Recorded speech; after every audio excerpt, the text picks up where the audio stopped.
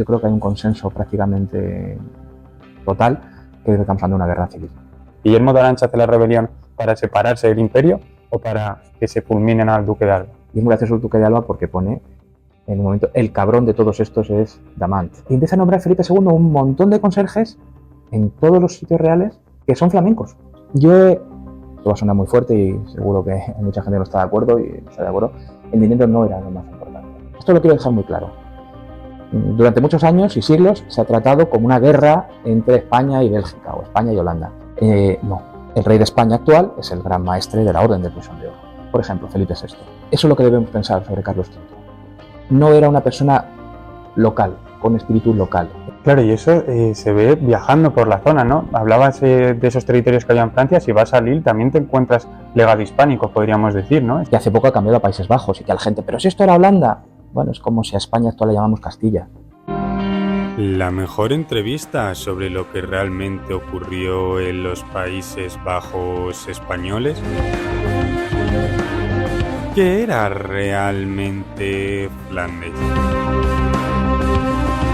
¿Carlos V se sintió más borgoñón, español o flamenco? ¿Hay diferencias con respecto a su hijo Felipe II? ¿El duque de Alba entró a sangre y fuego en Bruselas? ¿Fue una guerra contra España? Hoy, el historiador José Eloy Hortal da una auténtica clase maestra para todo aquel que quiera conocer los 1000 motivos que llevaron a las revueltas de Flandes, porque lo bonito de la historia está en sus matices, huyendo de las etiquetas simplistas. No se pierdan hoy esta entrevista porque nos teletransportamos al siglo XVI. Entonces Felipe II se da dando cuenta que debe articular su monarquía en torno, sobre todo, a un territorio principal que es Castilla. Bueno, vamos a meternos ahora, por ejemplo, a hablar un poco del duque de Alba. Felipe II, ¿por qué decide enviar al duque de Alba? Era la primera opción que él tenía. ¿Qué edad tenía en ese momento el duque de Alba? ¿Quería realmente ir a Flandes? ¿Pensaba que era un avispero? Cuéntanos un poco. Pues aquí tenemos que tener en cuenta una cosa también. Felipe II, cuando accede al trono, igual que todos los soberanos de la época, busca de qué manera poder gestionar todo lo que tiene que gestionar, ¿no? Entonces, nosotros hemos estudiado en el grupo de investigación del que yo provengo, de la Universidad Autónoma y ahora en la Universidad Rey Juan Carlos, hay como dos formas de ver la monarquía, desde un principio prácticamente, ¿no? Es decir, una monarquía que siempre se ha denominado como compuesta, es decir, el soberano es el que está por encima, es soberano a su vez de cada territorio, pues como cuando vemos, ¿no? Las intitulaciones de la carta, cuando escribe las cartas, escribe todos los territorios, ¿no? Que a mis alumnos les encanta, por ejemplo, cuando aparece rey de Jerusalén, el rey de Felipe VI, todavía rey de Jerusalén, nominalmente, ¿no? Por ejemplo, ¿no? Pero bueno, rey de Castilla. Entonces se ve muy bien el orden de los reinos. Se ve muy bien el orden de los reinos, ducados, señoríos, condados, cuando viene completa, ¿no? Entonces, hay una forma de la monarquía como si fuera compuesta. Es decir, un soberano y cada territorio se gestiona un poco a sí mismo. El soberano es el mismo, pero cada uno se gestiona un poco según la tradición de cada territorio. Y luego hay un concepto que es el que más queremos nosotros trabajar, es una monarquía articulada, en el cual, como hemos comentado antes, Castilla se convierte en el reino principal y luego después aparecen el resto de reinos, Aragón, etcétera, ¿no? Portugal, cuando forma parte de la monarquía, etcétera. Se ven muy bien los consejos. Cuando se genera el sistema polisinodial, esto tiene lugar a partir aproximadamente de la década de los 80, después de la incorporación de Portugal, ¿no? Entonces esa pugna hace que se quiera que las élites de su entorno sean unas o sean otras, ¿no? Diferentes según la forma en que todos esos territorios se vayan a gestionar, ¿no? Entonces Felipe II no tiene un plan claro. Entonces, en un primer momento se habla del partido ebolista. El partido no me gusta, eso es más del siglo XIX, facción ebolista, del príncipe de Éboli, al cual conoce de su entorno, porque hay que recordar que viene su madre, sus padres vienen con Isabel de Portugal, de Carlos V, entonces es una persona con la que ha jugado desde pequeño, se conocen y tiene confianza. Éboli confía más en una monarquía compuesta. Y sus primeros años, del año 59 hasta el año 67 aproximadamente, van por ahí. Cuando las cosas empiezan a fallar, iconoclastia, inicio de la revuelta, los problemas de Margarita de Parma, allí en los Países Bajos, hay que buscar opciones. Y ¿cuál es la alternativa que surge? Lo que en ese momento se llama la facción albista, en torno al duque de Alba, que defiende pues eso, Castilla como centro, un determinado tipo de espiritualidad diferente a la que defiende Éboli, etc. Entonces, curiosamente, su triunfo se convierte en su fracaso, porque la cabeza de ese grupo muy heterogéneo, que es el duque de Alba, de repente se ve impelido, oye, pues vale, hay que aplicar una serie de ideas que tú tienes, pues te vas a ir allí y lo vas a hacer. ¿Cuál es el problema? Que el capo, digamos, de todo aquello tiene que desaparecer.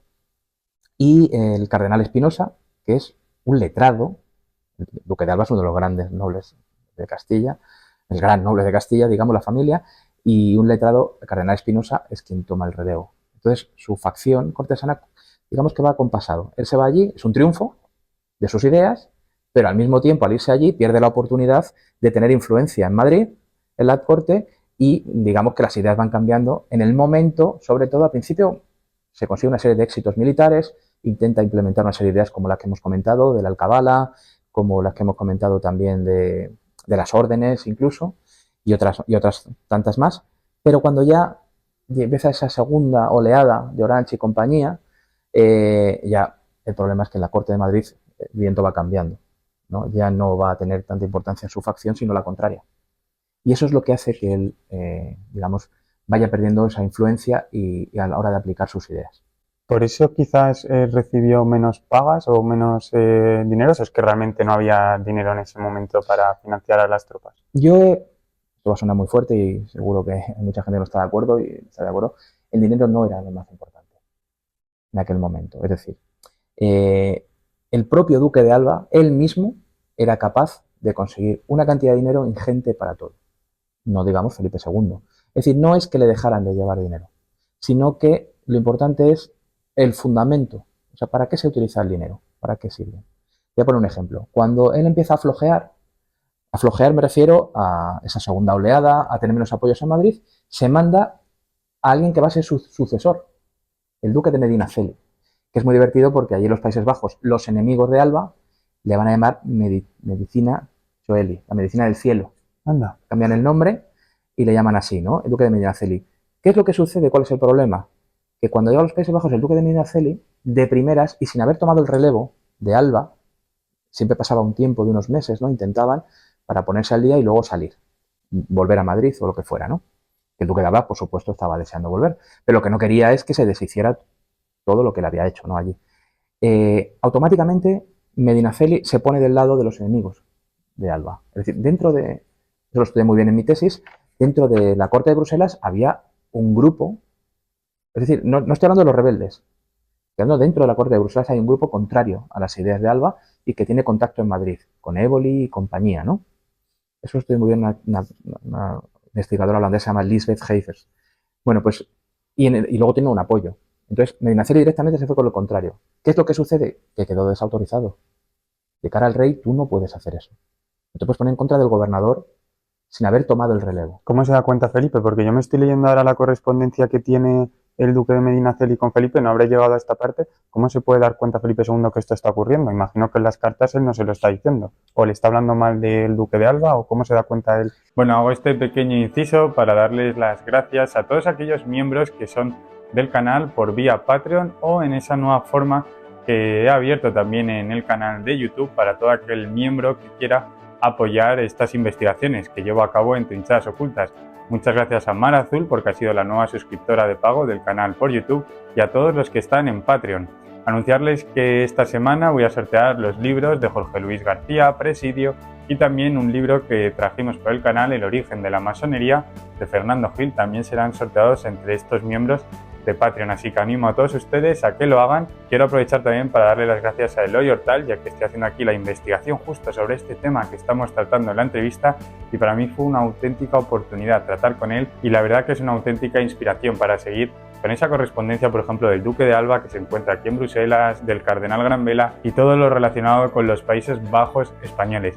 Así que sin más, muchísimas gracias por estar siempre ahí apoyando y les voy a dejar que sigan disfrutando de esta entrevista. Es muy interesante en Simancas, cuando vas a Simancas, los archivos los legajos de Estado, hasta 1590 aproximadamente, las cartas de los gobernadores de los Países Bajos mezclan todo. Es decir, te hablan desde cuadros que Felipe II quiere para el Escorial, por ejemplo, que me he encontrado, hasta batallas, guerras, estrategias, etcétera, pero también este tipo de cuestiones. Pero no solo está el contacto directo Felipe II, gobernador de los Países Bajos, en este caso el Duque de Alba, sino que hay una serie de personajes por debajo que lo hacen. Yo esto lo he visto, lo he comprobado directamente, en especial a través de dos fuentes principales, que son, la primera es, hay unas cartas publicadas por Gachat, que es uno de los grandes archiveros del siglo XIX belgas, que era las hechuras de Gran Vela.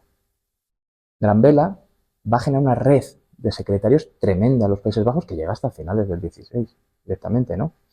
Y esa gente tiene un contacto directo con gente en Madrid, porque ese consejo colateral que se va a hacer y otros, había un secretario antiguamente, hay un contacto directo entre los dos territorios y eso se hace saber al rey. Es decir, existen esos contactos, ¿no? Y luego el otro que yo he utilizado para salir un poco de ese círculo es lo que después va a ser la nunciatura, que se crea en época del archiduque Ernesto en 1594, pero que antes hay un enviado también. Entonces, automáticamente te muestra claramente, porque a quien está escribiendo es al secretario de Estado del Papa, como un equivalente, ¿no?, al ministro de Asuntos Exteriores del Papa, ¿no? Y entonces le está escribiendo y diciéndole, pues este tiene problemas con este fulanito tiene contacto con el otro. Te cuenta directamente cuáles son. Y el Duque de Alba, que sus epistolarios se publicaron por un sucesor suyo a mediados del siglo XX, el Duque de Berwick, es una de las personas más claras que yo he visto en mi vida. Es decir, por ejemplo, me hizo mucha gracia un momento que entró en conflicto. Gran Vela y Alba en un principio tienen las mismas ideas, son del mismo grupo, pero van a tener conflictos. Entonces muchos de los secretarios de Gran Vela van a apoyar o van a ir un poco en contra de las ideas de Alba, ¿no? O sea, aparentemente no, pero cuando tú ves los textos te das cuenta, ¿no? Y es muy gracioso el Duque de Alba porque pone en un momento, el cabrón de todos estos es Damant, que es un personaje, y Jan Fonck es otro. Entonces directamente te dice el cabrón como la cabra principal, ¿no?, como lo entendemos hoy en día, y es el que está un poco en contra mía. Es decir, que las propias cartas sí. Este tipo de cosas jamás lo vamos a encontrar en el siglo XVII, que mezclen en una carta de Estado una cosa u otra, porque se ha dividido la forma de gestionar los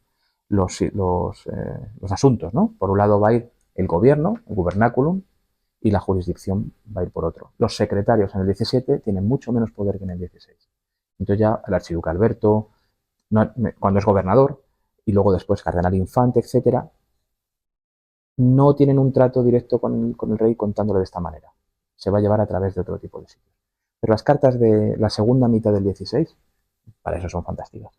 Porque luego el duque de Alba elija a su hijo, ¿no?, para estar al frente de los ejércitos, que es el duque de Medinaceli, no sé si lo entenderá, pero antes de hablar de esto, la rebelión que se está empezando a gestar, esa segunda revuelta, si queremos hablarla, ¿es contra Felipe II o contra el duque de Alba? Porque existen también esas teorías de que realmente los protestantes allí, los que empezaban a comenzar esta rebelión, no querían desligarse de lo que es el imperio, sino querían quitarse a Duque de Alba de en medio. ¿Es esto real o era también en contra de Felipe II? ¿Guillermo de Orange hace la rebelión para separarse del imperio o para que se fulminen al Duque de Alba? Es que hay varias etapas, ¿no? En un primer momento, cuando hay esa ruptura de la integración de las élites, hay un texto muy famoso que es el compromiso de los nobles. El tipo de nobles que firma allí va a quedar con una mácula, lógicamente, de ahí en adelante, ¿no? Todos los nobles que firman allí. Pero no todos esos nobles van a acabar en el lado de los rebeldes, digamos, ¿no? El propio Orange, en un principio, tampoco era la idea, ¿no? Pero se van dando cuenta de que esa ruptura de la integración es más una cuestión de facciones cortesanas, de ideas. Digo, esto lo estudió muy bien Lisbeth Havers en un libro que está en neerlandés, pero lo estudió muy bien, cómo se intenta el partido ebolista atraer a esos nobles descontentos en un primer momento. ¿Cuál es mi impresión? Que esta gente lo que quería era, cuando se daba cuenta de que se abre una puerta, que es posible entrar por ahí, ellos se dieron cuenta, oh, pues es mejor si somos capaces de quitarnos a un soberano de encima. Por supuesto que estaban en contra de muchas de las ideas de Alba, pero es que curiosamente Margarita de Parma, que es una de las que, Farnesio, que era una de las que realmente, en teoría, apoyaban sus ideas. En teoría, apoyan sus ideas. De hecho, su hijo Alejandro Farnesio después forma parte de un partido papista que es heredero de esas ideas del partido ebolista, por ejemplo, esa facción papista ebolista. Es decir, que realmente yo creo que llega un momento que se dan cuenta, con el apoyo de su familia, por ejemplo, de los Orange, de los Croailly, hay muchísimas ramas de los Croailly que tienen familia en lo que hoy en día es Francia, lo que hoy en día es Alemania, se van dando cuenta de que quizás sea posible quitarte a un soberano de encima. Pero que estaban en contra de las ideas de Alba, por supuesto. Pero no podemos pensar toda la nobleza neerlandesa. No. Hay muchos nobles neerlandeses que van a seguir. Duque de Aerschot, por ejemplo, que es de los primeros que firma, pero luego después es uno de los principales, de hecho llega hasta la época de Archiduque Alberto, siendo uno de los principales nobles que siempre está intentando entrar en todo esto, ¿no? Entonces, mi impresión es que básicamente, igual que en muchos casos de la reforma de Lutero, cuando empieza y todo eso, es darse cuenta que van a tener más posibilidades de acceder a las mercedes, de convertirse en la fuente de gracia a ellos mismos en lugar del soberano hispano, y bueno, es una manera de quitárselo de en medio, ¿no? Porque, claro, eso es lo malo a veces de ver todo blanco y negro.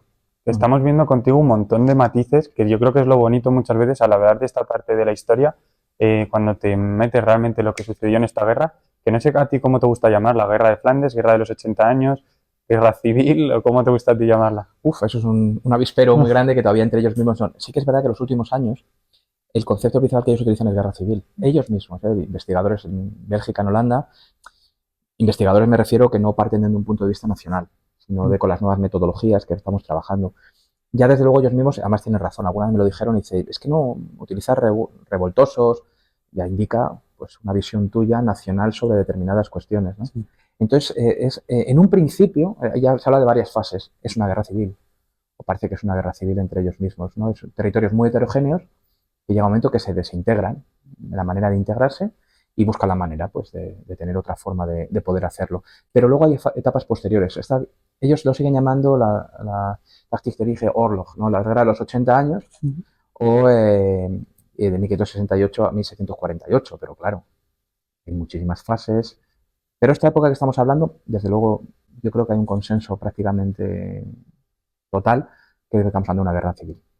Otra cosa súper interesante es que, por ejemplo, hablas con personas de los Países Bajos y hablas de Ámsterdam, y Ámsterdam en ese momento, en el siglo XVI, era un bastión católico, ¿no? ¿Cómo era esto del exilio? Porque, claro, los católicos que quedaban en las Provincias Unidas que empezaban a independizarse tenían que buscarse, o se convertían al protestantismo, imagino, o tenían que buscar un lugar donde les acogieran. Y lo mismo pasaría en el sur, ¿no? Sí, exactamente. Hubo también... Si vemos en cuestión de blanco y negro, pues tenemos un problema, claro, ¿no? Estamos hablando. Entonces, sí, es muy conocido y muy estudiado el exilio católico de lo que hoy en día es Holanda a Francia y a Inglaterra, por ejemplo, curiosamente, porque hay muchos momentos que Inglaterra era soberano, pues era católico, ¿no? En un momento determinado. Y viceversa. Pero voy a poner incluso más casos, ¿no? Por ejemplo, he hablado antes de la Guardia de Corps, los archeros de Corps, que es de origen borgoñón y que se acaba convirtiendo en la principal. Es decir, cuando aparecía la Guardia de Corps es que el rey estaba allí, el soberano estaba allí físicamente, ¿no? Bueno, pues tienen un documento muy interesante que por primera vez se hace a final del reinado de Carlos V, pero luego se renueva varias veces en 1561, 1593, 1626 y llega hasta los Borbones, ¿no? En él aparecía que los flamencos que se dieran allí, que eran de las 17 provincias, cuando se retiraran a los 10 años de haber servido, en torno al monarca, iban a volver a los Países Bajos e iban a tener un puesto muy importante para cubrir el territorio. Algunos son títulos como Mairí, bueno, dependiendo de cada provincia y la forma de hacerlo, ¿no? Para gestionar la caza en un territorio, el halconero mayor de Holanda, etc. Pues curiosamente en 1593, a priori diríamos, pues no habrá ningún oficio para Holanda, Zelanda, etc. Sí que hay. Es decir, había muchos católicos de la actual Holanda que iban a trabajar al entorno del monarca, nacidos, por ejemplo, yo recuerdo en Gouda, hay muchísimos de Gouda, ¿no? Allí, y que luego, claro, no podían llegar allí de nuevo y utilizar, bueno, ese oficio porque ya el rey no tenía la potestad, ni seguía teniendo la soberanía, pero no la posibilidad de que esa persona ejerciera allí.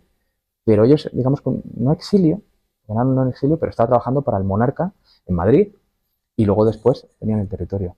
Pero luego ya te digo, lo más conocido es eso, o los seminarios, que también en su momento trabajé para mí, la década de los 90, acaban generando, es una de las ideas más curiosas, un Croailly, que se acaba convirtiendo en el capitán de la guardia y que fue también caballerizo mayor de Farnesio, de Alejandro Farnesio, allí. Es una rama muy interesante que entronca con familias navarras, los marqueses de Peralta, y llega hasta finales del 17 como capitanes de la principal guardia. Va a ser siempre como el principal flamenco en Madrid, en el siglo XVII, ¿no? Esta rama de los Corallí, los condes de Solre, que se llaman. Bueno, pues él el primero que viene aquí, escribe una serie de memoriales que publiqué en su momento, hablando de un seminario donde en ese seminario van a estudiar católicos de las 17 provincias, hijos de nobles en la medida de lo posible, para poder integrar esas élites, y habla incluso, yo tengo el horario que van a tener, que va a haber pintado en el claustro los escudos de las 17 provincias para que tengan idea de como una especie como de cuestión homogénea, el escudo del rey de la monarquía hispánica, etc. Madre mía, qué interesante todo esto, de verdad. Es que está siendo muy bueno. Por ejemplo, Guillermo de Orange, que está considerado el símbolo, ¿no?, en los Países Bajos, él era alemán, ¿no? O a lo mejor tú me puedes corregir. Cuéntanos un poco su historia, porque así como hablabas de muchos nobles que eran católicos, luego protestantes, luego se cambiaron otra vez al catolicismo, ¿cuál es la historia de Guillermo de Orange? ¿Y realmente existía ese sentimiento de crear una nación neerlandesa? ¿Eso realmente estaba ahí? ¿O solo estaban pensando en, pues, en pagar menos impuestos o desligarse del imperio? Cuéntanos un poco. Los Nassau, que es el origen de la familia del príncipe de Orange, es un origen, sí, es Alemania, pero va a tener territorios en Italia, en los Países Bajos, en Francia, en muchos lugares, ¿no? Él realmente estaba radicado, entrado allí en la provincia de Holanda, en la actualidad. Entonces, él en un principio, como hemos dicho antes, estaba a la derecha de Carlos V cuando abdica los territorios. Era el principal noble, podemos decir, o la principal familia de las 17 provincias nobiliarias, y todo el mundo lo aceptaba, ¿no? Aunque había más familias nobiliarias de habla francesa, digamos, pero bueno, era como la principal. Entonces, él en un principio, toda esa familia, tenemos que pensarlo de forma dinástica, como decimos, es decir, su dinastía, varias ramas, algunas eran, curiosamente, de esas ramas, de los Nassau, príncipe de Orange, eran súbditos del Sacro Imperio, con Carlos V, con lo cual eran el mismo soberano, pero luego ya no, porque es Fernando, el hermano de Carlos V, y luego algunos eran de Francia. Entonces es un poco complejo de entender.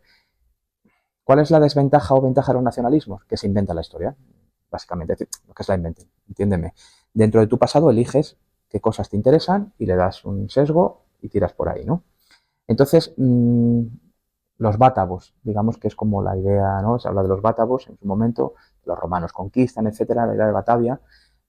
Sí que hay algunos textos que en aquel momento hablan de ello, pero desde luego en el inicio de la revuelta yo tengo clarísimo que no. Pero luego después hay que procurar gestionar todo eso. Y él tiene que gestionar una cosa muy complicada, de la que se habla poco, pero que es muy interesante. Su hijo, según empieza la revuelta, su hijo había estudiado en Alcalá de Henares con don Juan de Austria, por ejemplo, y con Alejandro Farnesio, juntos. El hijo ya estaba de vuelta allí, en los Países Bajos, pero digamos que se le secuestra en Lovaina. Está estudiando en Lovaina cuando le inicia todos los problemas y se le manda de vuelta aquí a Madrid y se le enseña. Entonces, es decir, Orange ha perdido a su heredero. Su heredero está en Madrid, básicamente, que va a estar allí. Durante mucho tiempo, cada vez que iba allí el archiduque Alberto, por ejemplo, se hablaba, oye, podemos poner al...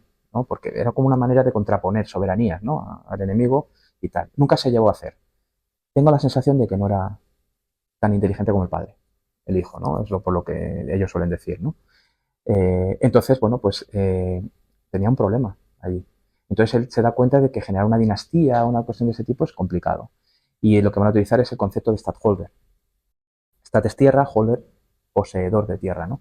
Y que es el título que van a utilizar los Stadtholders, digamos, que son los principales, y que luego después la dinastía Nassau-Orange acabará convirtiéndose en reyes.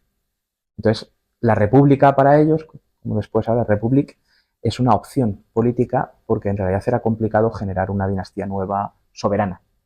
Él era soberano en sus territorios, pero no de todo ese territorio que hablamos, pues, de una nación flamenca, neerlandesa o algo así. Es admirable también lo que consiguió porque, bueno, también era un territorio de 3 millones de habitantes. Castilla no sé si tendría unos 6 millones en ese momento. Pues ese es quizá un problema que tuvo el Imperio Hispánico, que no había suficientes hombres para mantener luego los territorios, aunque Países Bajos era más pequeño. Para 3 millones de personas era extraño, ¿no?, pensar que ahí había 3 millones de personas. ¿Cómo es posible que los tercios de Flandes allí no pudieran aguantar esos territorios. ¿Qué pasó? Pues que sí que... ¿Qué apoyos tuvieron, por ejemplo, Guillermo d'Orange para plantar cara a unos tercios que se ha estudiado que no conocieron la derrota en siglo y medio, será en campo abierto? Cuéntanos esta parte también.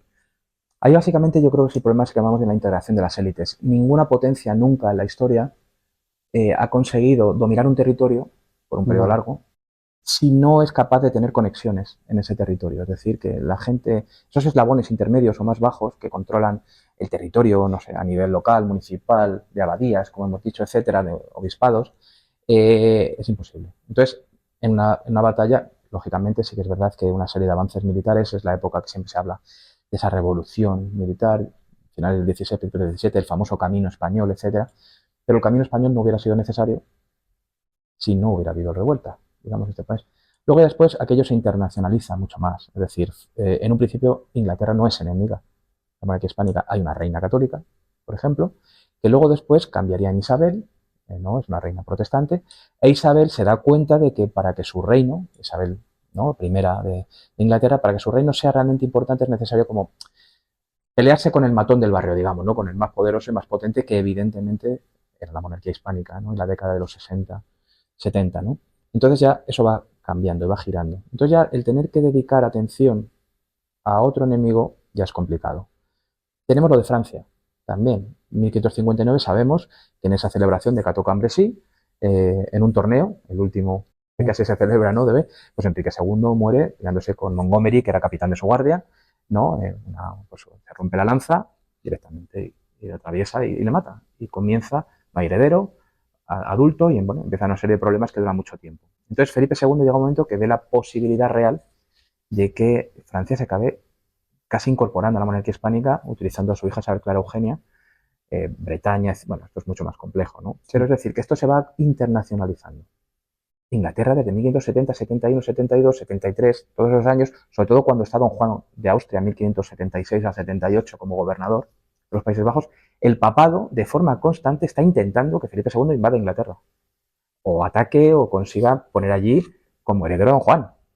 Se está hablando de eso.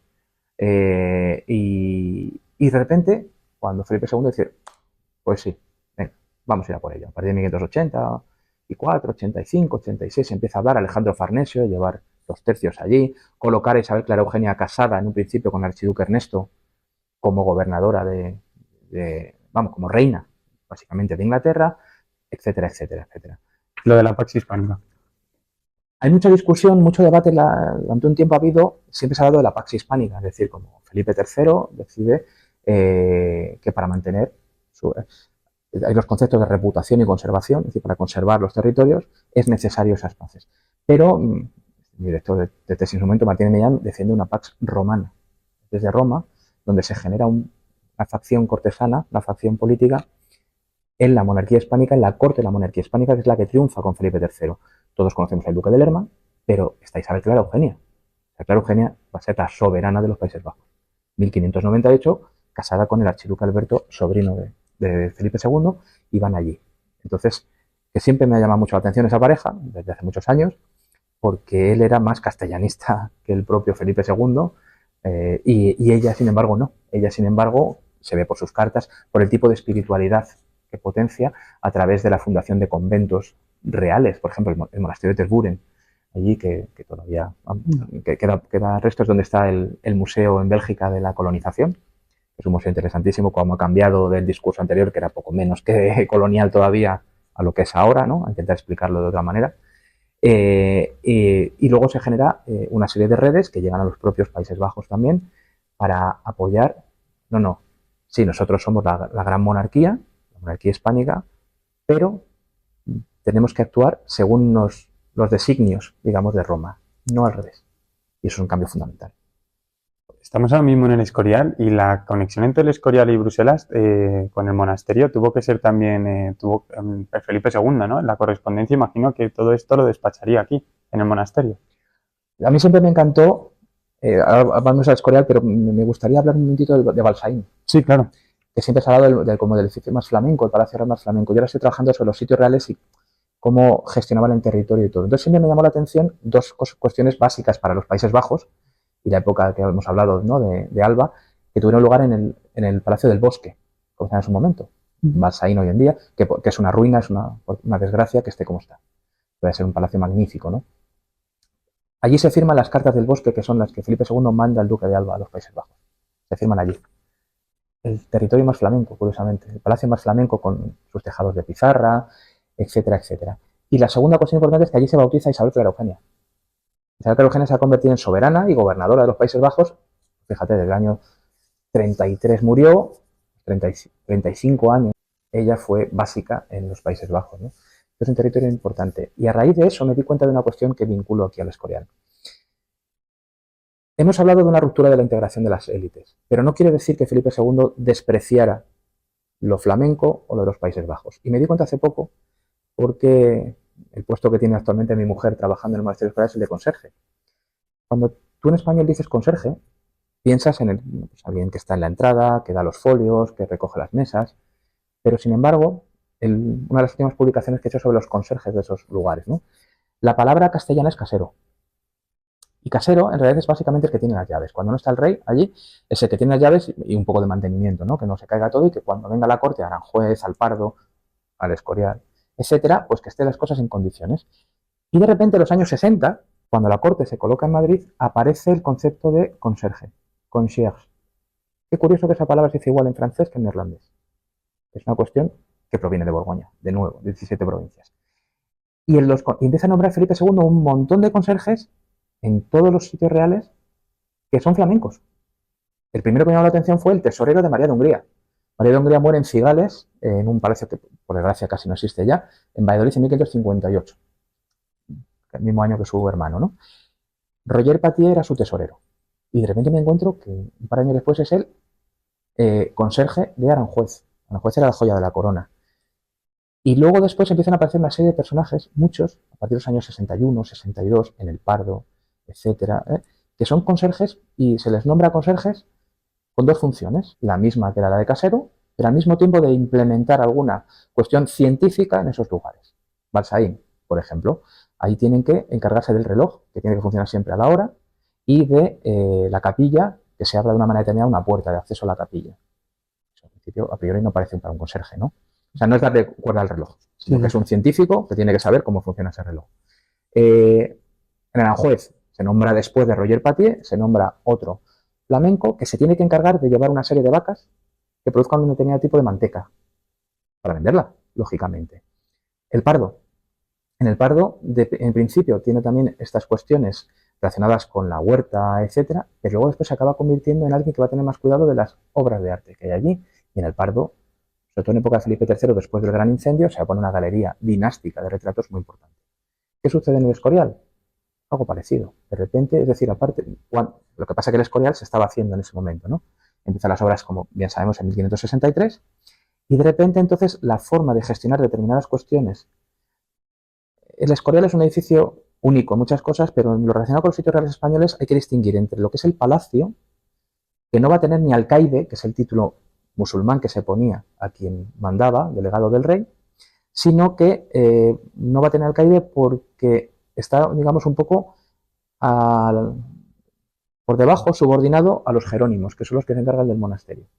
Entonces son como dos patas, pero los jerónimos están por encima, el prior del monasterio está por encima. Pero gente vinculada a ese palacio, digamos, también van a tener origen en los Países Bajos y van a ser muy importantes porque los territorios que se gestionaban aquí para dar de alimentar a los jerónimos, que se hizo para 200, pero que luego había muchísima más gente alrededor, como sabemos, iban a llegar desde Cebrero en Ávila, ¿vale?, hasta Guadarrama, por el otro lado, lo que hoy en día es el Valle de Cuelgamuros, que se desgajó hace unos años para el Valle de los Caídos, pero que pertenecía al Escorial, y va a llegar hasta Galapagar, por el otro lado. Imaginemos el territorio que hay. Pues varias de las personas que se ponen al cargo de todos esos territorios van a ser flamencos. Qué casualidad que muchos eran archeros de coros, guardias. Entonces, las conexiones y las formas no es solo lo que firmara Felipe II aquí, sino que incluso también cómo se va a mostrar, cómo se van a gestionar los sitios reales, gran parte de esas ideas, incluido el Escorial, provienen de los Países Bajos. Pero sí me gustaría que la gente conociera más, en el caso de España, Bélgica y también Holanda. ¿Y piensas que la leyenda negra sigue vigente en estos territorios?